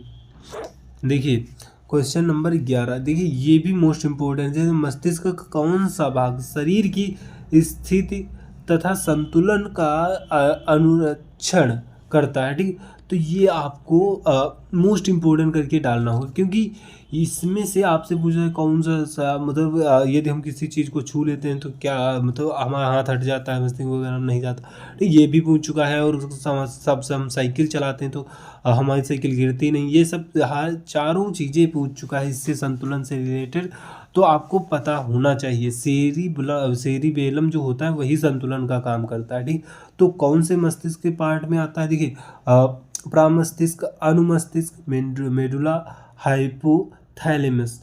ठीक, तो किस में आता है? देखिए मस्तिष्क से रिलेटेड जो अनुमस्तिष्क होता है, पीछे वाला जो मस्तिष्क आपका होगा, ठीक है, उसमें आपका सेरिबेलम जो उसी का पार्ट होता है, ठीक है, अनुमस्तिष्क का। परामस्तिष्क ये आगे का होगा, ये नहीं होगा, ठीक है। इसी को छोटा मस्तिष्क भी कहते हैं। तो ये सारी चीज़ें आपको देखनी होंगी, ठीक है। शरीर की स्थिति और संतुलन बनाए रखने का कार्य अनुमस्तिष्क, ठीक है, सेरिबेलम जिसे कहते हैं, इसी को हिंदी में अनुमस्तिष्क कहेंगे और इंग्लिश में सेरिबेलम कहा जाता है। यह मस्तिष्क के पीछे भाग में प्रमस्तिष्क के नीचे स्थित होता है, ठीक है, और ऐच्छिक पेशियों की गति को नियंत्रित करता है, ठीक। तो ये संतुलन वाली चीज़ें आपको अनुमस्तिष्क सेरिबेलम में आपको मिलेंगी, ठीक। तो ये सारी चीज़ें आपको ध्यान में रख के जाना है। देखिए क्वेश्चन नंबर 12, ये भी मोस्ट इम्पोर्टेंट है, ठीक। क्यों मोस्ट इम्पोर्टेंट है? क्योंकि बांधों से ज़्यादा क्वेश्चन मिलते हैं आपको वहाँ पे, ठीक है। संजय सरोवर बांध का दूसरा नाम क्या है? ठीक, तवा बांध है, कोलार बांध है, भीमगढ़ बांध है, तिघरा बांध है, ठीक है। तो आपको पता होना चाहिए जो संजय सरोवर बांध है, ठीक है, इसी को हम लोग भीमगढ़ बांध भी कह देते हैं, ठीक है। तो आप लोग कंफ्यूज मत होइएगा। देखिए यहाँ पे संजय सरोवर जो बांध है, आधिकारिक नाम ऊपरी वेनगंगा, ठीक है, ऊपरी वेनगंगा संजय सरोवर बांध है, ठीक है, जिसे आमतौर पर हम भीमगढ़ बांध के नाम से भी जान सकते हैं, ठीक है। यह बांध मध्य प्रदेश के सिवनी, कहाँ है? सिवनी जिले के वेनगंगा जो नदी है पर बना है, ठीक है। तो ये भी पूछ चुका है कहाँ ये भीमगढ़ बांध है, तो सिवनी में आपको मिलेगा, जिले के वेनगंगा नदी पर मिलेगा, ठीक है। तो ये आपको संजय सरोवर भी दे देगा, तो आपको कंफ्यूज नहीं होना है, ठीक है। तो ये सारी चीज़ें आपको करके जाना है। देखिए क्वेश्चन नंबर 13, भारत की सबसे पवित्र नदी कौन सी? ये फैक्चुअल जो क्वेश्चन होते हैं इन्हें भी अच्छे से आप लोग करके जाइए। देखिए गोदावरी है, यमुना, कावेरी, गंगा, ठीक। तो आपको ये पता होना चाहिए कि जो गंगा होती है इसी को हम लोग पवित्र नदी के नाम से जानते हैं, ठीक है। पवित्र नदी है हमारी ये गंगा, ठीक है, भारत की सबसे बड़ी गंगा है, ठीक है। हिंदू धर्म की मान्यताओं के अनुसार गंगा भारत की सबसे महत्वपूर्ण और पवित्र नदी है। लाखों लोगों के लिए यह नदी शारीरिक और आध्यात्मिक पोषण का स्रोत है और इसके उपचार और पुनरुत्थान की शक्तियों में उनका असीम विश्वास है। यह 7 मुख्य पवित्र नदियों में से एक है, ठीक है। तो ये सारी आप लोग चीज़ें देख रही हैं, 7 नदियों में से, पवित्र नदियों में से एक मानी जाती है, ठीक है। देखिए क्वेश्चन नंबर 14, अहिराई नृत्य भारत में कहाँ प्रचलित है, ठीक है। ये भी मोस्ट इम्पोर्टेंट, ये सारे क्वेश्चन, ये तो अहिराई नृत्य ये भी पूछा जाए, सारे क्वेश्चन रिपीट हो जाते हैं, नहीं। तो आप लोग अच्छे से इन्हें देखिए, ठीक है। मालवा क्षेत्र में बुंदेलखंड, बघेलखंड, निमाड़, ठीक। तो आपको पता होना चाहिए जो अहिराई होते हैं, ठीक है, अहिराई समुदाय मनाते हैं, बघेलखंड में प्रचलित है, ठीक है। अहिराई जो होता है, अहिराई नृत्य, ये अहिराई समुदाय मनाता है, ठीक, और ये बघेलखंड में आपको मिलेगा, ठीक है। देखिए यहाँ पे अहिराई नृत्य मुख्य रूप से बघेलखंड क्षेत्र में प्रचलित है, जहाँ इसे ग्वाल समुदाय के लोगों द्वारा किया जाता है, ठीक। ग्वाला जो होते हैं, ग्वाल समुदाय, ठीक है, जिन्हें हम अहीर भी कह सकते हैं, ठीक है, वो लोग ये करते हैं, ठीक है। यह नृत्य बिरहा गीत के साथ किया जाता है और इसमें अक्सर प्रश्न उत्तर शैली में पुरुष और महिलाएं एक साथ नृत्य करते हैं, ठीक है। पुरुष और महिलाएं एक साथ इसमें नृत्य करेंगे, ठीक है। इसे विशेष अवसरों जैसे विवाह, दीपावली, गोवर्धन पूजा के त्यौहार के दौरान हम लोग इसे कर सकते हैं, ठीक। जैसे कोई विवाह हो रहा है, दीपावली वगैरह है, ठीक है, या गोवर्धन पूजा वगैरह है, तो यहाँ पर ये अहिराई नृत्य जो है वो आप कर सकते हो, आप बघेलखंड में वो प्रचलित है। ये सारी चीज़ें आप लोग देख के जाइए, ठीक है। यह नृत्य भारिया जनजाति के पारंपरिक नृत्य में से भी एक है, ठीक। भारिया कभी पूछ सकता है, भारिया जनजाति में से भी इसे सिमिलर कर सकते हो, जो मुख्य रूप से दक्षिणी मध्य प्रदेश जैसे पाता पातालकोट, ठीक, पातालकोट में पाई जाती है। ठीक है, ग्वालियर क्षेत्र में भी यह नृत्य लोकप्रिय है और इसे बेरिदी उत्सवों के दौरान बड़े उत्सव के साथ किया जाता है। तो ये सारी चीज़ें आपको ध्यान में रख के जाना है। ठीक है, तो चलते हैं अगले क्वेश्चन में। देखिए, अब ये क्वेश्चन नंबर 15 आ चुका है। ठीक है, तो अगर आप अभी तक हमारे चैनल को नहीं सब्सक्राइब किए हैं तो कर लीजिए। ठीक है, हम आपके लिए इतना अच्छा कंटेंट लेके आते हैं। ठीक है, आपको हर एक क्वेश्चन कराया जा रहा है अच्छे से कि आपको समझ में आए। ठीक है, देखिए जूल, देखिए यहाँ क्या था, निम्न में से कौन सी शक्ति की इकाई नहीं है। ठीक है, जूल सेकेंड, किलोवाट घंटा, अश्वशक्ति, वाट। ठीक, तो आपको पता होना चाहिए जो ये कह रहा है कि जो शक्ति होती है, ठीक है, उसकी इकाई कौन सी नहीं। तो शक्ति देखो जूल भी होता है, ठीक, जूल सेकेंड। ठीक है, किलोवाट ये नहीं होगा आपका, किलोवाट घंटा ये नहीं होगा ना, ये आपका ऊर्जा का होगा। ठीक है, ये इसका नहीं होगा। ठीक है, अश्वशक्ति वाट भी होगा। ठीक है, ये जूल तो है ही है। ठीक, तो ये सारी चीज़ें आपको पता होनी चाहिए थी। ठीक, तो देखिए शक्ति कार्य करने की दर और इसकी मात्रा एसआई वाट है। ठीक है, शक्ति की वाट होती है। ठीक, ये बहुत बार पूछा जा चुका है, तो ये आप लोग देख के जाइए। शक्ति की इकाई क्या है, वाट है। शक्ति का एसआई मात्रा क्या है, वाट है। ठीक, और आप अश्वशक्ति वगैरह ये भी सब कह सकते हो। ठीक है, एक वाट को एक जूल में प्रति सेकंड के रूप में परिभाषित किया जाता है। ठीक है, ये इसकी परिभाषा है, तो ये भी आप लोग देखिए। ठीक है, अश्वशक्ति भी शक्ति की एक सामान्य इकाई है जिसका उपयोग अक्सर इंजनों की शक्ति मापने के लिए, जैसे इंजन वगैरह ट्रैक्टर वगैरह है तो इसकी हम लोग शक्ति से मापते हैं, यानी हॉर्स पावर आप लोग सुने होंगे। ठीक है, जैसे ट्रैक्टर इंजन वगैरह है तो इससे हम लोग मापते हैं इसका। ठीक है, तो किलोवाट क्या होता है, किलोवाट जो होता है एनर्जी यानी ऊर्जा का एसआई मात्रक होता है। ठीक है, ना कि शक्ति का। ठीक है, तो यह पावर एक्स टाइम का प्रतिनिधित्व करता है। ठीक, तो आप लोग समझ गए होंगे, आशा करते हैं। ठीक, तो ये सारी चीज़ें थी। चंद्रशेखर आज़ाद का जन्म कहाँ हुआ था, ग्वालियर में हुआ, भाभरा, अलीराजपुर में, या उज्जैन या जबलपुर।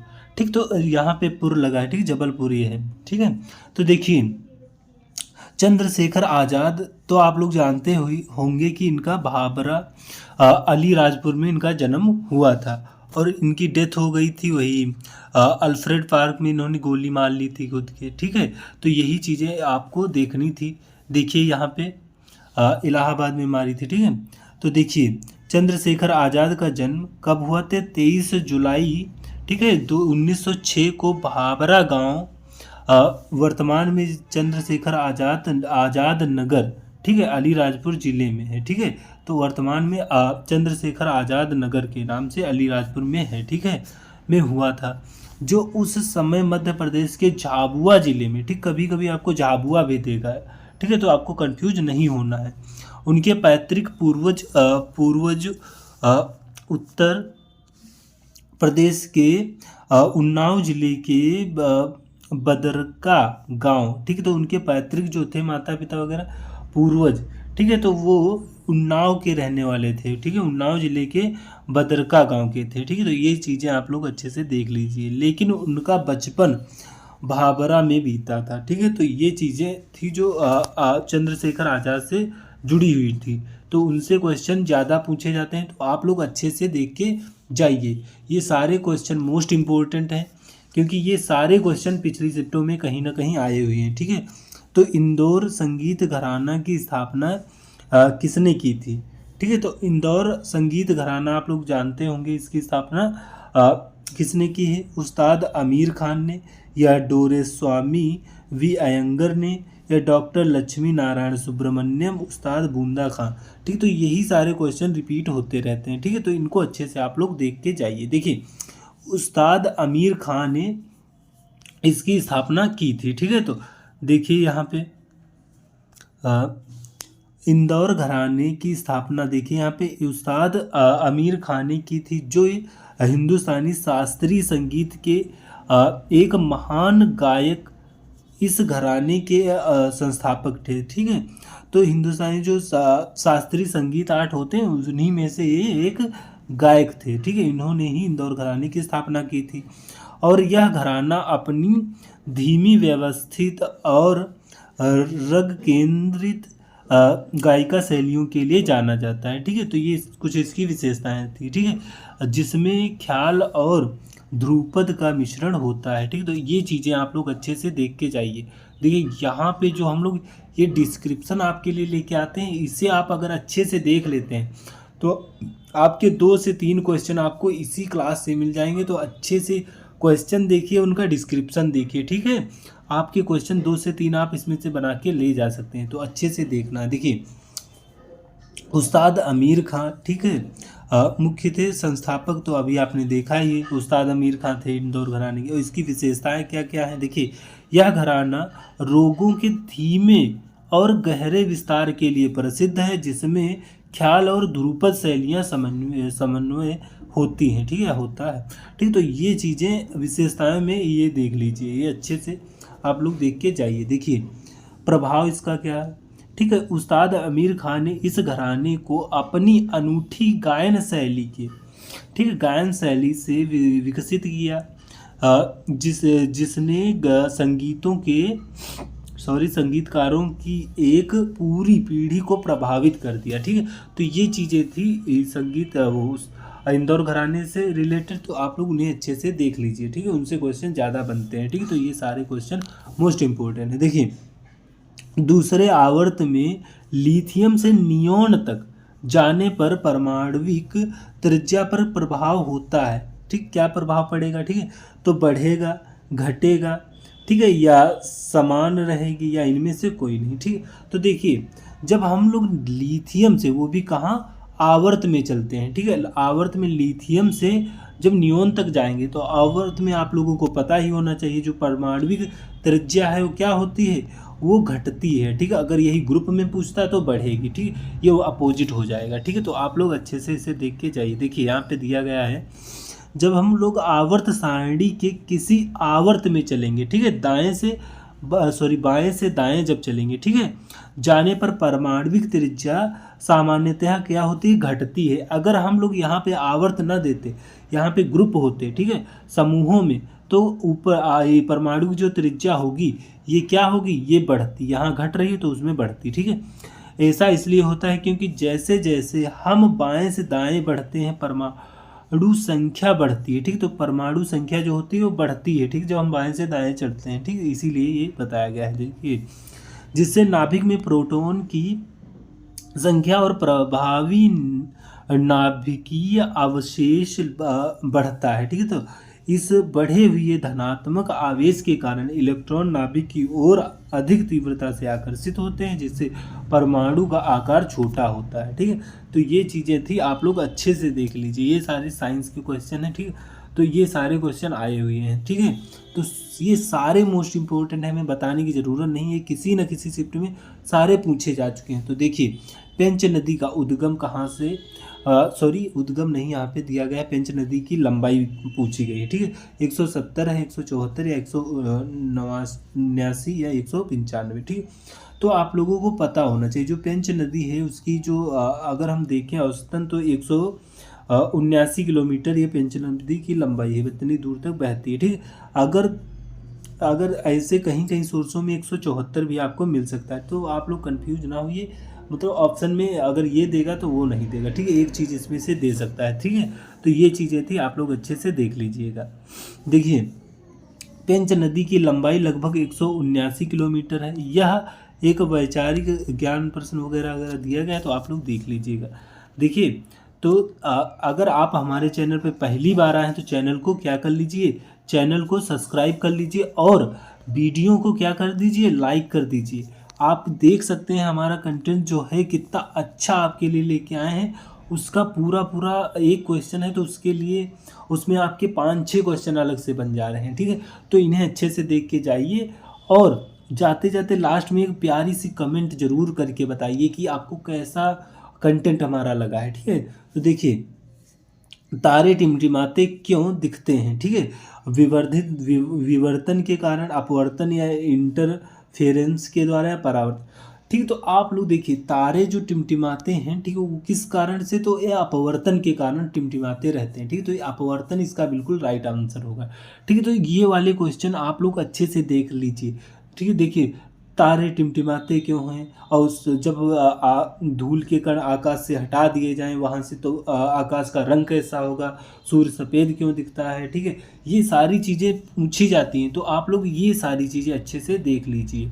प्रकाश से संबंधित जितने भी अपवाद हैं वो सारे आप लोग देख लीजिए। देखिए तारे वायुमंडल अपवर्तन के कारण टिमटिमाते हुए दिखाते हैं, तो क्या कहते हैं कि अपवर्तन होता है, यानी एक सघन होगा एक विरल होगी।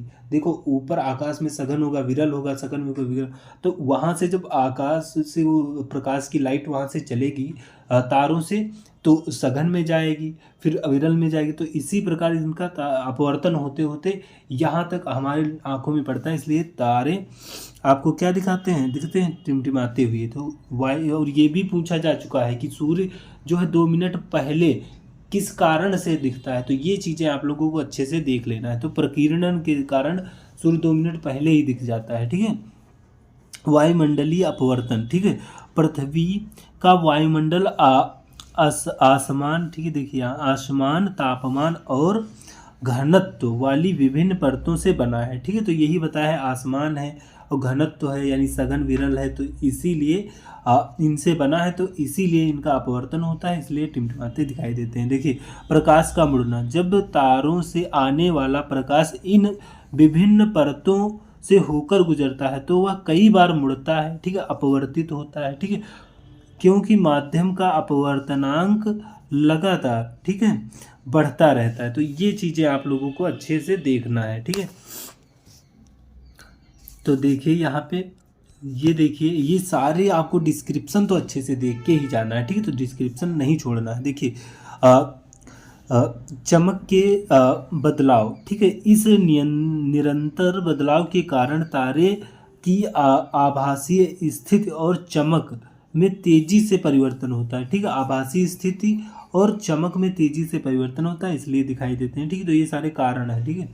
टिमटिमाना, ठीक है, देखिए हमारी आँखें इस तीव्र, ठीक है, परिवर्तन को तारे के टिमटिमाने के रूप में देखती हैं, ठीक है। तो ये चीज़ें थी, आप लोग अच्छे से इन्हें देख के चाहिए। ये क्वेश्चन बार बार रिपीट हो रहा है, आप इसे छोड़ के मत आइएगा अगर आ जाए, ठीक है। बधाई नृत्य मध्य प्रदेश में कहाँ प्रचलित है, ठीक है। तो ये सारी क्वेश्चन मोस्ट इंपॉर्टेंट है। बधाई 2-3 बार पूछ चुका है, तो इसे अच्छे से करके जाइए। नृत्य से संबंधित क्वेश्चन आपको मिलेगा ही मिलेगा। अगर आप लास्ट तक बने रहे तो आप इसमें से 2-3 क्वेश्चन आप इसमें से ले जा सकते हैं, ठीक है। बघेलखंड, बुंदेलखंड, निमाड़ या मालवा, ठीक है। तो आप लोगों को पता होना चाहिए जो बधाई नृत्य है ये आपको कहाँ मिलेगा, ये मिलेगा बुंदेलखंड में, ठीक है। बधाई नृत्य, ठीक है। देखिए यहाँ पर दिया है बधाई नृत्य मध्य प्रदेश के लोकप्रिय नृत्यों में से एक है, जो विशेष रूप से मध्य प्रदेश के बुंदेलखंड, राई वगैरह सब यही होता है, ठीक, बहुत प्रचलित है। यह नृत्य राई भी पूछ चुका है, ठीक। तो ये जो पूछे जा चुके हैं इन्हें तो करके ही चाहिए, ठीक है। खुशी के अवसर पर मनाया जाता है, तो इसे हम लोग खुशी के अवसर पर यह नृत्य किया जाता है, ठीक है। देखिए जैसे जन्म किसी का हो रहा है, सगाई हो रहा, विवाह हो रहा, त्यौहार वगैरह, इसके लिए मनाया जाता है इन फेस्टिवल्स पर, ठीक है। तो ये चीज़ें आपको अच्छे से देख के जाना है। देखिए क्वेश्चन नंबर 7, तो अगर आप पहली बार हमारे चैनल पे आए हैं तो चैनल को सब्सक्राइब कर दीजिए और हमसे जुड़ जाइए। आपको इसमें से क्वेश्चन आपको 2 से 3 तो पक्का ही मिलेंगे। आप कंटेंट देख ही रहे होंगे कितना अच्छा अच्छा कंटेंट आपके लिए लेके आए हैं, ठीक है। देखिए कौन सा जिला उत्तर प्रदेश और राजस्थान दोनों की सीमा साझा करता है, ठीक है। उत्तर प्रदेश में और राजस्थान दोनों की सीमा कौन साझा करेगा, शिवपुरी या मुरैना या भिंड, ठीक है। तो देखिए उत्तर प्रदेश, राजस्थान और मध्य प्रदेश एमपी तीनों से साझा करेगा, ठीक। कौन करेगा, तो ये तो मुरैना है, ठीक है, ये आपको मध्य प्रदेश में मिलेगा, ठीक है। तो ये उत्तर प्रदेश राजस्थान दोनों से ही ये साझा करता है। देखिए मुरैना जिला मध्य प्रदेश राज्य में स्थित है। यह उत्तर प्रदेश और राजस्थान दोनों राज्यों के साथ अपना सीमा साझा करता है। उत्तर प्रदेश के आगरा मथुरा जिले राजस्थान के साथ सीमा करते हैं। ठीक है, आगरा मथुरा ये कहाँ करते हैं, राजस्थान के साथ सीमा साझा करते हैं, उत्तर प्रदेश के जो ये जिले हैं। ठीक है, तो ये सारी चीज़ें आप लोग देख के जाइए। देखिए ये बिहू नृत्य, असम में तो आपको आपसे पूछा जाता है बिहू सत्रिया कितने प्रकार के होते हैं, बिहू, ये सारी चीज़ें आपको अच्छे से देख के जाना है। देखिए बिहू नृत्य जो है त्यौहार भारत के किस राज्य में मनाया जाता है, पश्चिम बंगाल, असम, उड़ीसा या त्रिपुरा। ठीक है, तो ये देखिए बिहू तो आप लोग जानते ही होंगे, रट गया होगा आपको, ये असम में मनाया जाता है। ये 3 प्रकार के होते हैं। ठीक है, तो ये सारी चीज़ें आपको अच्छे से देख के जाना है। ठीक है, देखिए यहाँ पे बिहू असम का एक महत्वपूर्ण त्यौहार है। 3 अलग अलग त्योहारों के समूह में मनाया जाता है। ठीक है, जैसे रंगोली या बोहाग बिहू कह सकते हैं। ठीक है, रंगोली कह सकते हो या बोहाग बिहू, ये तिथि भी पूछता है तो ये अप्रैल में मनाया जाता है। कोंगाली या काटी बिहू ये अक्टूबर में मनाया जाता है। ठीक है, काटी से आप जानते हैं फसल जब कटती है। ठीक है, तो ये भोगाली या माघ बिहू या जनवरी माह में मनाया जाता है जब फसल वगैरह कट जाती है। सब त्यौहार ये सब चीज़ें हैं। ठीक है, तो ये चीज़ें आप लोगों को अच्छे से देख के जाना था। ठीक है, तो उससे भी क्वेश्चन आपके बन सकते हैं। देखिए चंपारण नदी, ठीक है, किस राष्ट्रीय उद्यान से होकर बहती है। ठीक है, सॉरी यहाँ चंपारण नहीं है, चरण गंगा नदी जो है, चरण गंगा नदी, ये क्वेश्चन आया हुआ है तो इसे आप लोग बताइए। देखिए कान्हा किसली या पेंच नेशनल पार्क या बांधवगढ़ नेशनल पार्क या पन्ना नेशनल। देखिए जो चरण गंगा नदी है ये आपको कहाँ से बहती हुई मिलेगी, ये आपको पन्ना नेशनल पार्क है जो इसी में से बहती हुई आपको ये मिलेगी, राष्ट्रीय उद्यान से। ठीक है, तो देखिए ये सारे क्वेश्चन आए हुए हैं तो इन्हें अच्छे से करिए। देखिए चरण गंगा नदी पन्ना नेशनल पार्क से होकर बहती। ठीक, केन नदी यमुना की एक सहायक नदी, ये क्वेश्चन पूछा जा चुका है। ठीक है, केन टोन्स वगैरह ये किसकी सहायक नदियाँ हैं, तो केन तो आपको इसी की मिल जाएगी, यमुना की। ठीक है, लेकिन अगर टोन्स पूछा जाए तो वो तो डायरेक्ट गंगा में मिलेगी। ठीक, तो ये चीज़ें आपसे पूछी जा चुकी हैं और इन्हें अच्छे से करके जाइए। देखिए नदियों से तो क्वेश्चन आपको 1-2 क्वेश्चन मिलेंगे ही। ठीक है, इसी राष्ट्रीय उद्यान से होकर बहती। ठीक, तो आप लोग अच्छे से इसे देख लीजिएगा। देखिए क्वेश्चन नंबर 10, ये सारे क्वेश्चन आए हुए हैं, आप लोगों को आप कितनी बार बताएं, आप लोग अच्छे से देख के इन्हें जाइए। देखिए परमाणु में इलेक्ट्रॉन कहाँ स्थित होते हैं। ठीक है, नाभिक के अंदर, नाभिक के बाहर, कक्षाओं में, केवल सतह पर, न्यूट्रॉन के साथ। ठीक, तो आप लोग जानते ही होंगे जो नाभिक के बाहर कक्षाएं जो होती हैं, कोष होते, उनमें आपको इलेक्ट्रॉन्स मिल जाएंगे। ठीक है, तो ये चीज़ें हैं, आप लोग अच्छे से देख के जाइए। ठीक है, और ये कार्बन जो है इसका परमाणु यही पूछ चुका है कितना होता है, तो इसकी जो होती है वो 12 होती है। ठीक है, परमाणु संख्या। ठीक, तो ये चीज़ें अच्छे से आप लोग देखिए। परमाणु के केंद्र में नाभिक होता है। ठीक है, परमाणु में देखिए परमाणु के केंद्र में क्या होगा, नाभिक होगा। ठीक है, जिसमें प्रोटॉन और न्यूट्रॉन होते हैं। ठीक है, प्रोटॉन और न्यूट्रॉन होंगे। ठीक है, इलेक्ट्रॉन नाभिक के चारों ओर स्थित विशिष्ट ऊर्जा स्तरों या कक्षाओं में पाए जाते हैं। ठीक है, तो ये कुछ ऐसे ये केंद्र है, ऐसे ऐसे ये वाले आपको इलेक्ट्रॉन मिल जाएंगे। ठीक है, तो ये चीज़ें हैं, आप लोगों को अच्छे से देख के जाना है। ठीक है, देखिए कोको कोला जो है ये क्वेश्चन आपको मिल जाएगा। ठीक है, तो देखिए कोको कोला जो होता है में कौन सा अम्ल पाया जाता है, एक्जोलिक अम्ल, फास्फोरिक अम्ल, नाइट्रिक अम्ल, लैक्टिक अम्ल। ठीक है, लैक्टिक। ठीक है, तो देखिए फास्फोरिक अम्ल जो होता है वो आपको कोको कोला में मिल जाएगा। कोको कोला मीन्स तो आप लोग जानते हो, बताने की ज़रूरत नहीं है, कोको कोला यानी ड्रिंक। ठीक है, तो देखिए यहाँ पे कोको कोला जैसे शीतल पेय में मुख्य रूप से 2 अम्ल पाए जाते हैं, फास्फोरिक अम्ल।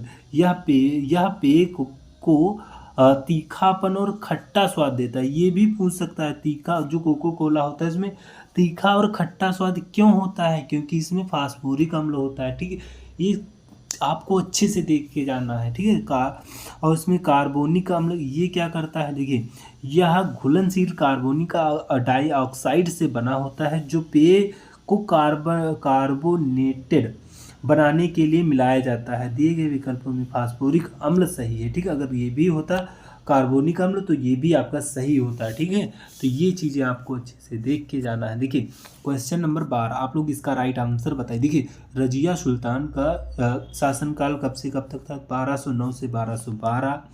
ठीक है, या देखिए यहाँ पे नीचे और ऑप्शन दिए गए हैं, 1220 से 1225, 1225 से 30, या 1236 से 1240। देखिए रजिया सुल्तान है, ये आपको मिलेगी 1236 से 40 तक। इसे मार दिया गया था, रजिया फंसी गुंडों के बीच में, आप सभी लोग जानते होंगे। ठीक है, तो ये हिस्ट्री का क्वेश्चन था, आप लोग अच्छे से इसे देख के जाए। देखिए दिल्ली सल्तनत की सुल्तान रजिया सुल्तान ने 1236 से, ठीक है, 1240 ईस्वी तक दिल्ली सल्तनत पर शासन किया। ठीक है, वह दिल्ली के सिंहासन पर बैठने वाली पहली अंतिम मुगल महिला शासिका थी। ठीक है, तो पहली महिला शासिका सुल्तान कौन बनी है? तो रजिया सुल्तान। ये भी क्वेश्चन आया हुआ है। ठीक है, तो देखिए शासन अवधि नवंबर 1200, ठीक है, तो ये भी पूछ सकता है। तो ये नवंबर 1236 से 14 अक्टूबर 1240 तक ये बनी है रजिया सुल्तान। ठीक है, तो ये अच्छे से आप लोग देखिए। देखिए यहाँ पे दिया गया है विशेषता, वह दिल्ली सल्तनत की पहली महिला शासिका थी जिन्होंने पर्दा प्रथा त्याग कर पुरुषों की तरह दरबार में जाने की परंपरा शुरू की थी।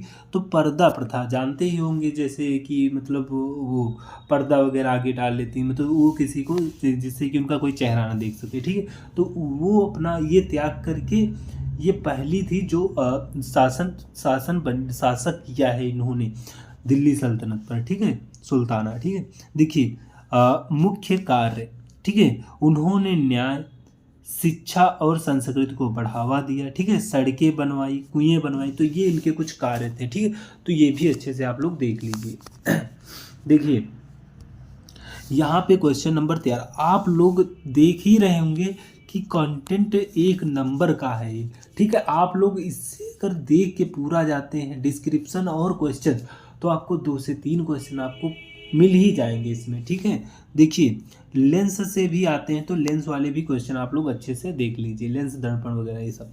ठीक है, स्त्री प्रजनन अंगों में किस अंग में भ्रूण का विकास होता है? ठीक है, तो देखिए अंडकोश या गर्भाशय, अंडाशय या योनि। ठीक, तो इसमें आप जानते ही होंगे। देखिए अंडाशय जो होता है, सॉरी यहाँ पर देखिए गर्भाशय जो होता है, यहाँ पे भ्रूण का विकास यानी बच्चे का विकास होता है, जो छोटा सा होता है। ठीक है, तो ये चीज़ें आपको देखनी थी। देखिए